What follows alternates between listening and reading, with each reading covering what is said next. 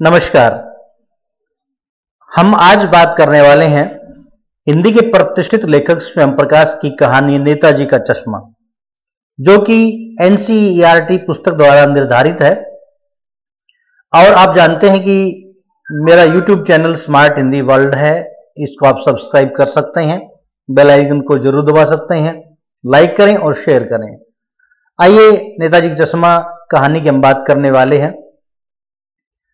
जैसे कि हमने इससे पहले वीडियो में नेताजी का चश्मा के लेखक स्वयं प्रकाश जी का जीवन परिचय हम बता चुके हैं, उसका लिंक मैंने अपने डिस्क्रिप्शन बॉक्स में दिया हुआ है, आप उसको देख सकते हैं। और इस डिस्क्रिप्शन बॉक्स के अलावा आप उससे या मेरी वीडियो से संबंधित अनेक प्रकार की जो वीडियो मैंने समय समय पर बनाई उन सब का विवरण मैंने इसमें दिया है। नेताजी का चश्मा। हालदार साहब को हर 15वें दिन कंपनी के काम से सिलसिले में उस कस्बे से गुजरना पड़ता था। कस्बा बहुत बड़ा नहीं था जिसे पक्का मकान कहा जा सके, वैसे कुछ ही मकान, और जिसे बाजार कहा जा सके वैसा एक ही बाजार था।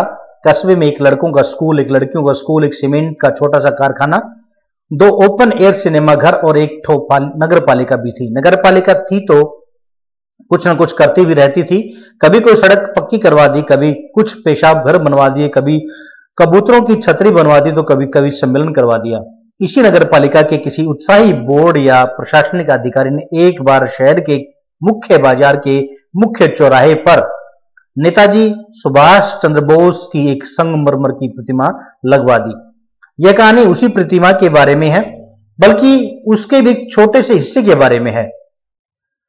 देखिए, हम बात करें नेताजी का चश्मा, एक कहानी जो कि स्वयं प्रकाश द्वारा रचित है। एक शहर का वर्णन है, देश काल और वातावरण से कहानी का आरंभ हुआ है। जैसे कि आप जानते हैं कि हिंदी कहानी के 6 तत्व होते हैं: कथानक, पात्र एवं चरित्र चित्रण, देश काल, वातावरण, संवाद, उद्देश्य और भाषा शैली। तो यहाँ देश काल और वातावरण से कहानी का आरंभ हुआ, क्योंकि किसी नगर विशेष, किसी शहर विशेष का जिक्र यहां पर आया है, उसका बाह्य व्यक्तित्व का चित्रण यहां पर किया गया है और एक मुख्य चौराहे की ओर संकेत किया गया, जिस चौराहे पर नेताजी सुभाष चंद्र बोस की संगमरमर की प्रतिमा लगी हुई है। अब संगमरमर की प्रतिमा के एक विशेष हिस्से की ओर इसकी ओर संकेत है, जो पूरी कहानी इसमें चलती है।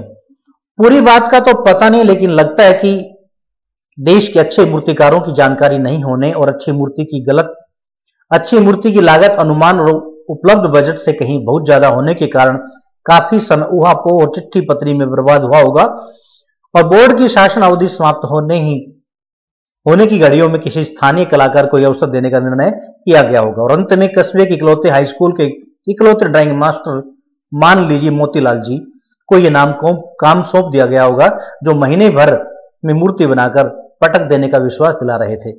यानी कि जो मूर्ति बनाई गई उसका जिस प्रकार से किसी न किसी समय अनुसार, बजट के अनुसार जो काम कराया जाता है, उसी प्रकार कोई विशिष्ट कलाकार, चित्रकार उपलब्ध न होने के कारण, क्योंकि बजट कम होगा, उसी श्रेणी में एक ड्राइंग मास्टर जिसका नाम माना गया यहां पर मोतीलाल जी द्वारा मूर्ति बनाने का प्रयास किया गया। जैसा कि कहा जा चुका है कि मूर्तिकार या मूर्ति संगमरमर की थी, टोपी की नोक से कोट के दूसरे बटन तक कोई 2 फुट ऊंची, जिसे कहते हैं बस्ट, और सुंदर थी। नेताजी सुंदर लग रहे थे, कुछ मासूम और कमसीन। फौजी वर्दी में मूर्ति को देखते ही दिल्ली चलो और तुम मुझे खून दो वगैरह याद आने लगते थे। इस दृष्टि से सफल और सराहनीय प्रयास था। केवल एक चीज की कसर थी जो देखते ही खटकती थी, नेताजी की आंखों पर चश्मा नहीं लगा था। यानी चश्मा तो था, लेकिन संगमरमर का नहीं था। एक सामान्य और सचमुच के चश्मे का चौड़ा काला फ्रेम मूर्ति को पहना दिया गया था। हालदार साहब जब पहली बार इस कस्बे से गुजरे और चौराहे पर पान खाने रुके, तभी उन्होंने इसे लक्षित किया और उनके चेहरे पर एक कौतुक भरी दृष्टि या मुस्कान फैल गई। वाह भाई, यह आइडिया भी ठीक है, मूर्ति पत्थर की लेकिन चश्मा रियल। अब देखिए, जो कहानी का पाठ हम कर रहे हैं, नेताजी का चश्मा, इसमें बताया गया है कि नगर पालिका के विशेष बड़े चौराहे पर, उस गांव या उस शहर के कस्बे के चौराहे पर एक जो मूर्ति बनाई गई थी, जो कि मास्टर मोतीलाल, जो नाम माना गया है, उसके द्वारा बनाई गई है। उस मूर्ति का पूरा जो आकार प्रकार था वो संगमरमर का था, लेकिन एक विशेष हिस्सा जो नेताजी की आंखों पर चश्मा होता था कुछ चश्मे को लगाना शायद वो भूल गया था, इसलिए वहां पर रियल चश्मा यानी कि किसी फ्रेम का चश्मा, काला फ्रेम का चश्मा उसे पहना दिया गया था। हवलदार साहब जो कि 15 दिन में वहां से निकलते हैं, उन्होंने जब देखा तो उन्होंने कहा कि यह आइडिया भी ठीक है, मूर्ति पत्थर की लेकिन चश्मा रियल। जीप कस्बा छोड़कर आगे बढ़ गई, तब भी हवलदार साहब इस मूर्ति के बारे में सोचते रहे और अंत में इस निष्कर्ष पर पहुंचे कि कुल मिलाकर कस्बे के नागरिकों को यह प्रयास सराहनीय कहा जाना चाहिए। महत्व मूर्ति के रंग रूप या कद का नहीं, उस भावना का है, वरना तो देशभक्ति भी आजकल मजाक की चीज होती नजर आ रही है। देखिए, स्वयं प्रकाश जी लेखक यहां समझाना चाहते हैं कि ये भी अच्छी ही बात है, यानी किसी वजह से, किसी कारणवश बजट न होने के कारण या चित्रकार कुशल न होने के कारण किसी तरीके से यदि मूर्ति की आंखों पर चश्मा लगाना या बनाना भूल गया तो कोई बात नहीं, परंतु किसी न किसी व्यक्ति ने ये अपने देशभक्ति की भावना प्रदर्शित करने के लिए उस मूर्ति को काला फ्रेम का चश्मा उन्हें पहना दिया गया था। ये एक अच्छी बात थी, अन्यथा आजकल तो देशभक्ति मजाक किसी बात बनती चली जा रही है। दूसरी बार जब हवलदार साहब उधर से गुजरे तो उन्हें मूर्ति में कुछ अंतर दिखाई दिया। जैसे कि बताया गया, हवलदार साहब को हर 15वें दिन वहां से गुजरना होता था, तो दूसरी बार जब वहां से गुजरे तो उन्हें कुछ अलग, कुछ अंतर दिखाई दिया। किसमें? उस मूर्ति में। ध्यान से देखा तो पाया कि चश्मा दूसरा है। पहले मोटे फ्रेम वाला चौकोर चश्मा था, अब तार के फ्रेम वाला गोल चश्मा है। हवलदार साहब का कौतुक और बढ़ा। वाह भाई, क्या आइडिया है! मूर्ति कपड़े नहीं बदल सकती लेकिन चश्मा तो बदल सकती है। देखिए, लेखक ने यहां पर एक तरह से कुछ हास्य का पुट डालने का प्रयास किया है और हवलदार साहब उस हास्य में कौतुक मजाक अपने मन ही मन उत्साहित खुशी व्यक्त करते हुए कहते हैं, वाह भाई क्या आइडिया है। ठीक है, मूर्ति कपड़े नहीं बदल सकती लेकिन चश्मा तो बदल सकती है। मतलब कि जिसने भी इस चश्मे को बदलने का प्रयास किया, लेखक संकेत करना चाहते हैं, उसने यह जरूर ध्यान रखा कि नेताजी की मूर्ति पर चश्मा अवश्य होना चाहिए। चश्मा चाहे फ्रेम का हो, चाहे तार वाला चश्मा हो, चाहे कोई भी हो। अर्थात उस व्यक्ति में जिसने भी चश्मा लगाने का प्रयास किया होगा वह जानता और मानता है कि देशभक्ति की भावना उसके मन में भरी हुई है और नेताजी की मूर्ति को बिना चश्मा वो देख नहीं सकता था, इसलिए उसने वो मूर्ति का चश्मा बदला होगा। या फिर हो सकता है कि वो चश्मा टूट गया हो, ऐसा भी हो सकता है, इसलिए उन्होंने चश्मा बदला, परंतु नेताजी की मूर्ति को बिना चश्मे उसने रहने नहीं दिया। तीसरी बार फिर नया चश्मा था, यानी कि जब तीसरी बार हवलदार साहब वहां से गुजरा तब उसे उस मूर्ति पर एक अलग प्रकार का नया चश्मा वहां पर दिखाई पड़ा। हवलदार साहब की आदत पड़ गई हर बार कस्बे से गुजरते समय चौराहे पर रुकना, पान खाना और मूर्ति को ध्यान से देखना। एक बार जब कोतवाल दुर्दमनी हो उठा तो पान वाले से पूछ ही लिया, क्यों भाई क्या बात है, ये तुम्हारे नेताजी का चश्मा हर बार बदल कैसे जाता है। अब उसे रहा नहीं गया, उसने जहां पर चौराहे पर रुककर वो पान खाता था उस पान बनाने वाले व्यक्ति से पूछा कि जरा एक बात बताओ भाई कि तुम्हारे नेताजी की मूर्ति का चश्मा हर बार बदल कैसे रहा है, कौन बदल देता है। पान वाले के खुद के मुंह में पान ठूसा हुआ था। वह काला मोटा और खुश मिजाज आदमी था। हवलदार साहब का प्रश्न सुनकर आंखों ही आंखों में आंसा, उसकी तोंद थिरकी। पीछे घूमकर उसने दुकान के नीचे पान थूका और अपनी लाल काली बत्तीसी दिखाकर बोला, कैप्टन चश्मे वाला करता है। अब देखिए, इस 4 लाइनों में, 3.5 लाइनों में जितना सुंदर विवरण लेखक ने प्रस्तुत करने का प्रयास किया, उस पान वाले का बाह्य व्यक्तित्व तो बिल्कुल स्पष्ट हो गया। क्या उसके मुंह में पान ठूसा हुआ था, यानी कि वो पान खाने वाला था, काला और मोटा खुश मिजाज आदमी था और आंखों आंखों में हंस रहा है और तोंद थिरकी मतलब बहुत अधिक मोटा, उसकी जो पेट के आकार प्रकार वो हिल रहा है हंसने से, और अपनी काली बत्तीसी दिखाकर कैप्टन साहब उसके बारे में बताने लगा जिस वो मूर्ति बदलने वाला था, अर्थात जिसका नाम था कैप्टन चश्मे वाला। यानी कि मूर्ति कौन बदलता था? कैप्टन, जो कि चश्मा वाला है। क्या करता है हवलदार साहब, कुछ समझ नहीं पाए, चश्मा चेंज कर देता है। पान वाले ने समझाया, क्या मतलब, क्यों चेंज कर देता है हवलदार साहब? अभी नहीं समझ पा रहे थे कि वह व्यक्ति अर्थात कौन, कैप्टन चश्मे वाला जो है वो चश्मे का काम तो करता है परंतु चश्मा चेंज क्यों कर देता है, मुझे बताओ। कोई ग्राहक आ गया हो, ग्राहक मतलब ग्राहक, खरीदार, उसको चौड़े चौखट चाहिए तो कैप्टन किधर से लाएगा, तो उसको मूर्ति वाला दे दिया, उधर दूसरा बिठा दिया। अर्थात जो मूर्ति पर चश्मा लगा हुआ था वो चौड़े चौखट मतलब एक तरह से किनारों वाला था, फ्रेम वाला था, वो किसी ग्राहक को वो चाहिए होगा, इसलिए उसने वो चश्मा उतार करके वो उस ग्राहक को दे दिया और बदले में उसके स्थान पर वो दूसरा लगा दिया। अब हवलदार साहब को बात कुछ समझ में आ गई। एक चश्मे वाला जिसका नाम है कैप्टन, उसे नेताजी की बगैर चश्मे वाली मूर्ति बुरी लगती है, बल्कि आहत करती है, मानो चश्मे के बगैर नेताजी को असुविधा हो रही हो। इसलिए वह अपनी छोटी सी दुकान में उपलब्ध गिने चुने फ्रेमों में से एक नेताजी की मूर्ति फिट कर देता है। लेकिन जब कोई ग्राहक आता है और उसे वैसे ही फ्रेम की दरकार होती है, चाहिए होता है वह फ्रेम, तो जैसा मूर्ति पर लगा है, तो कैप्टन चश्मे वाला मूर्ति पर लगा फ्रेम संभवतः नेताजी से क्षमा मांगते हुए लाकर ग्राहक को दे देता है और बाद में नेताजी को दूसरा फ्रेम लौटा देता है। वाह भाई, खूब, क्या आइडिया है। यानी कि हालदार साहब समझ चुके हैं कि जो चश्मा बनाने और बेचने वाला व्यक्ति, उसका नाम कैप्टन है, लोग उसे कैप्टन कहते हैं। वह बिल्कुल भी किसी भी रूप में, यहां पर देखिए कैप्टन का चरित्र पूर्ण रूप से स्पष्ट हो रहा है कि वह किसी भी रूप में नेताजी की मूर्ति को बिना चश्मे वाली नहीं देख सकता, क्योंकि उसे चश्मे के बिना मूर्ति अच्छी नहीं लगती। कहीं ना कहीं उस चश्मे वाले कैप्टन में देशभक्ति की भावना भरी हुई है। इसलिए जब भी कोई ग्राहक ऐसा आता है तो वह क्षमा मांग करके वह चश्मा निकाल लेता, दूसरा उस स्थान पर रख देता और वह चश्मा किसी ग्राहक को दे देता है। लेकिन भाई एक बात अभी भी समझ में नहीं आई। हालदार साहब ने पान वाले से फिर पूछा, नेताजी का ओरिजिनल चश्मा कहां गया? नेताजी का ओरिजिनल चश्मा कहां गया? पान वाला दूसरा पान मुंह में ठूस चुका था। दोपहर का समय था, दुकान पर भीड़ भाड़ अधिक नहीं थी। वह फिर आंखों ही आंखों में हंसा, उसकी तोंद थिरकी, कत्थे की डंडी फेंक पीछे मुड़कर उसने नीचे पीक थूकी और मुस्कुराता हुआ बोला, मास्टर बनाना भूल गया। जैसे कि इस कहानी की शुरुआत में बताया गया, मास्टर जो स्कूल का ड्राइंग मास्टर था, जिसका नाम मोतीराम यहां माना गया है, जिस मास्टर ने यह मूर्ति बनाई, क्योंकि बजट कम था इसलिए कम खर्चे में एक महीने भर में मूर्ति तैयार करवाई गई थी, जो कि संगमरमर के द्वारा, पत्थर के द्वारा बनाई गई थी। या तो पत्थर कम पड़ गए या मास्टर बनाना भूल गए। इस प्रकार दुकान वाले, पान वाले ने हालदार साहब को बातें सारी बता दी। पान वाले के लिए एक मजेदार बात थी, यानी मजाक करने के लिए बात थी, लेकिन हालदार साहब के लिए चकित और द्रवित करने वाली। यानी वह ठीक ही सोच रहे थे। मूर्ति के नीचे लिखा, मूर्तिकार मास्टर मोतीलाल।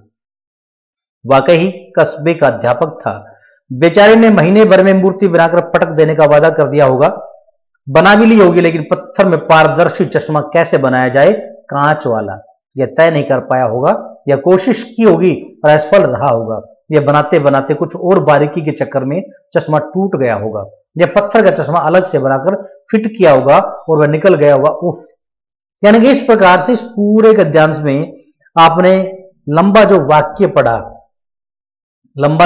पढ़ा, इस लंबे वाक्य में हालदार साहब पूरा कुछ अपने आप, अपने मन ही मन में पूरी कल्पना कर रहे हैं कि मास्टर जी, जिसका नाम मोतीलाल, जिसने मूर्ति बनाई, उसके कारण क्या हुआ होगा। हो सकता है पत्थर कम बचा हो सकता है पत्थर की बनाई गई मूर्ति चश्मा टूट गया हो सकता है कि पारदर्शी जो शीशा होता है वो बनाने में असमर्थ रहा हो। इस प्रकार अनेक बातें उसके मन में आई हैं।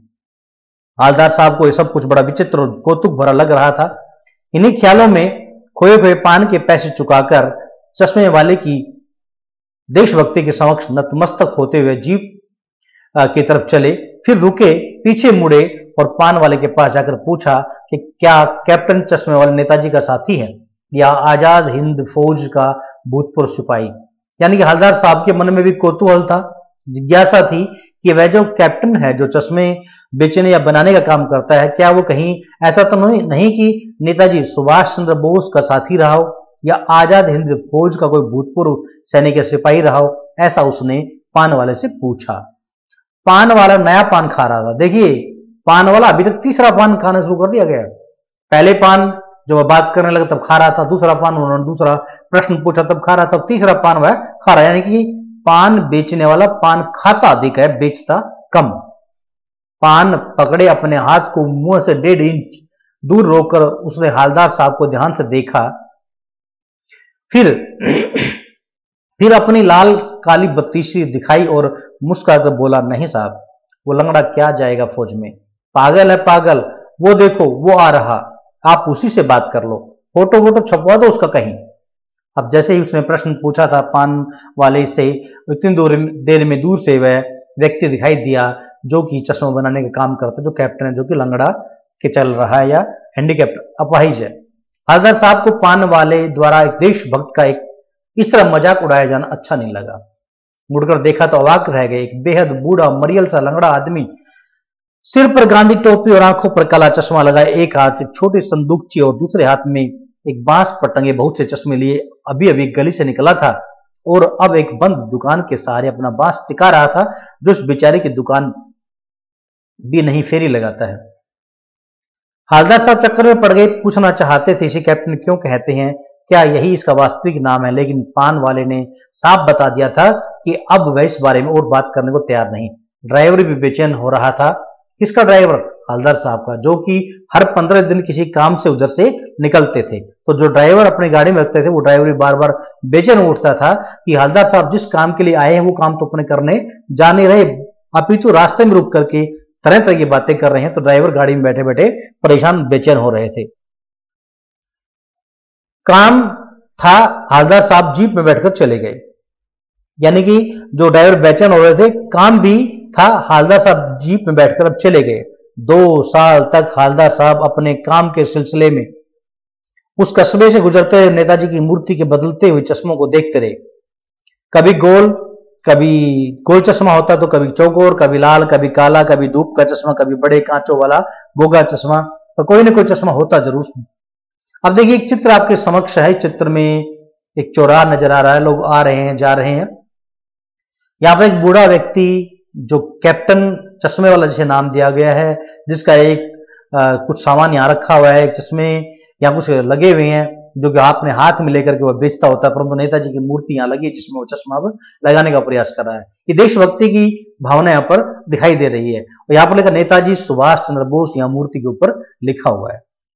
अब इस प्रकार से यह व्यक्ति कैप्टन चश्मे वाला बार बार चश्मे को बदलता है और हालदार साहब 1 साल तक लगातार वहां से गुजर रहा है और गुजरते गुजरते हर बार वह चश्मा को देखता है और चश्मा वहां पर कभी अलग कभी अलग कभी अलग वहां पर मिलता है। किसकी आंखों पर? नेताजी सुभाष चंद्र बोस की मूर्ति की पर हुआ चश्मा अलग अलग मिलता है, कभी लाल, कभी काला, कभी धूप का चश्मा, कभी बड़े कांचों वाला गोगो चश्मा, पर कोई न कोई चश्मा होता जरूर। उस धूल भरी यात्रा में हालदार साहब को कौतुक और प्रफुल्लता के कुछ क्षण देने के लिए फिर एक बार ऐसा हुआ कि मूर्ति के चेहरे पर कोई भी कैसा भी चश्मा नहीं था। उस दिन पान की दुकान भी बंद थी, चौराहे की अधिकांश दुकानें बंद थी। अगली बार भी मूर्ति की आंखों पर चश्मा नहीं था। हालदार साहब ने पान खाया और धीरे से पान वाले से पूछा, क्यों भाई, क्या बात है, आज तुम्हारे नेताजी की आंखों पर चश्मा नहीं है? अब देखिए एक साल भर व्यतीत हो गया और बीच बीच में हालदार साहब वहां से गुजरता रहा। हर बार उसने वहां पर उस मूर्ति पर चश्मा देखा था, लेकिन एक बार चश्मा दिखाई नहीं पड़ा। उसके मन में जिज्ञासा थी, पूछे, परंतु किससे पूछे? दुकान पान वाली भी बंद थी और आसपास सभी दुकानें बंद थी। लेकिन आज जब अगली बार वह पहुंचा तो चश्मा आंखों पर नहीं था, नेताजी की आंखों पर, मूर्ति पर नहीं था। उसने पान वाले से पूछा कि क्या बात है, तुम्हारे नेताजी की मूर्ति की आंखों पर चश्मा नहीं है? पान वाला उदास हो गया। उसने पीछे मुड़कर मुंह का पान नीचे थूका और सिर झुकाकर अपनी धोती की सिरे से आंखें पोंछता हुआ बोला, साहब कैप्टन मर गया। क्या बोला? साहब कैप्टन मर गया। और कुछ नहीं पूछ पाए हालदार साहब, कुछ पल चुपचाप खड़े रहे, फिर पान के पैसे चुकाकर जीप में आ बैठे और रवाना हो गए। बार बार सोचते क्या होगा उस कौम का जो अपने देश की खातिर घर गृहस्थी, जवानी, जिंदगी सब कुछ होम देने वालों पर भी हंसती है और अपने लिए बिकने के मौके ढूंढती है। दुखी हो गए। 15 दिन बाद फिर उसी कस्बे से गुजरे। कस्बे में घुसने से पहले ख्याल आया कि कस्बे की हृदय स्थली में सुभाष की प्रतिमा अवश्य ही प्रतिष्ठापित होगी, लेकिन सुभाष की आंखों पर चश्मा नहीं होगा। तो मास्टर बनाना भूल गया और कैप्टन मर गया। सोचा आज वहां रुकेंगे नहीं, पान भी नहीं खाएंगे, मूर्ति की तरफ देखेंगे भी नहीं, सीधे निकल जाएंगे। ड्राइवर से कह दिया चौराहे पर रुकना नहीं, आज बहुत काम है, पान आगे कहीं खा लेंगे। अब देखिए यहां पर मैं एक बात आप लोगों तक पहुंचाना चाहता हूं, जो श्रोता, जो पाठक इसको पढ़ रहे हैं, सुन रहे हैं, और जरूर आप विचार करेंगे इस अंतिम जो गद्यांश हमने अभी भी पढ़ा कि जो पान खाने वाले ने, बनाने वाले ने तो ठीक है, मूर्ति के बारे में सब कुछ बता दिया, कैप्टन चश्मे वाले के बारे में बता दिया, लेकिन हालदार साहब तो एक बिजनेसमैन है, अपने बिजनेस के सिलसिले में बार बार वहां से गुजरते हैं। आपने देखा और आपने पढ़ा कि वह क्या कह रहा है अपने ड्राइवर को, क्या कह रहा है अपने ड्राइवर को? कह रहा है कि इस बार आप चौराहे पर मत रुकना, कहीं और आगे पान खा लेंगे, क्योंकि काम भी बहुत अधिक है। लेकिन आप जरा सोचें कि क्या हालदार साहब स्वयं उस नेताजी की मूर्ति कि वो आंखों के ऊपर चश्मा नहीं लगवा सकते थे। वह बार बार इस तरह की बातें कर रहे थे कि जैसे कि देशभक्ति की भावना जिनमें नहीं होती वो लोग मजाक उड़ाते हैं। तो क्या हालदार साहब यहां अपना सही चरित्र व्यक्त कर रहे हैं? शायद नहीं।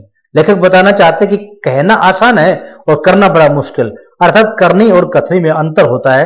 हालदार साहब यहाँ स्वयं भी उस नेताजी सुभाष चंद्र बोस की मूर्ति की आंखों पर चश्मा लगवा सकते थे या लगा सकते थे, लेकिन उसने वैसा नहीं किया।